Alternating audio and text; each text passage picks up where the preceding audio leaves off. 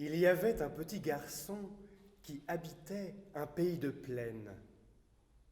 Tous les dimanches après-midi, il allait se promener avec son père dans des chemins bordés de haies. Il marchait pendant des heures entre des murailles de clématites et d'aubépines.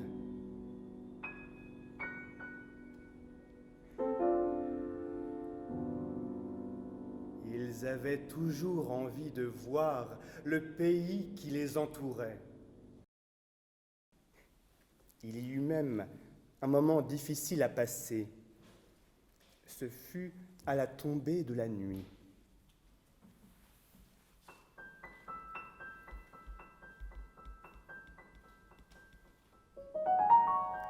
La mère tardait à allumer la lampe pour économiser un peu, et l'ombre démesurait l'espace entre les murs de la maison.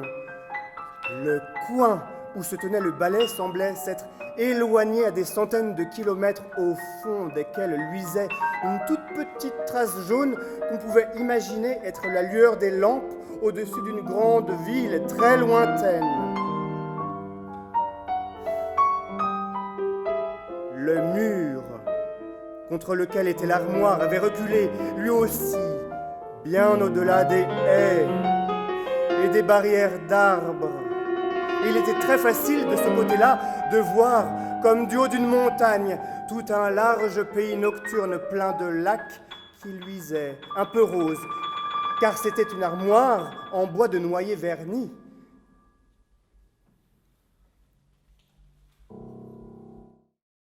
Père avait dit un jour que les grands ennemis des abeilles, c'étaient les mésanges à tête bleue. Le petit garçon savait fort bien ce que c'était une mésange à tête bleue.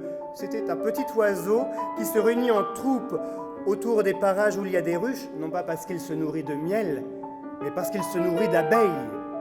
Un petit oiseau qui, lorsqu'il s'enfuit, ressemble à un éclair bleu. Et quand toute une troupe s'enfuit, quel bel éclair cela doit faire!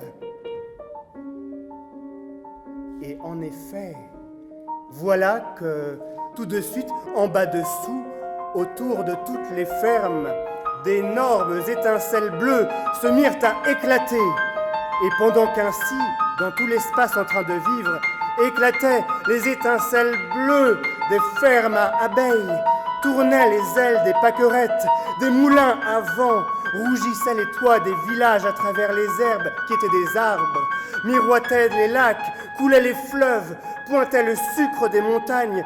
Devant ce spectacle si extraordinaire, le petit garçon poussa un cri.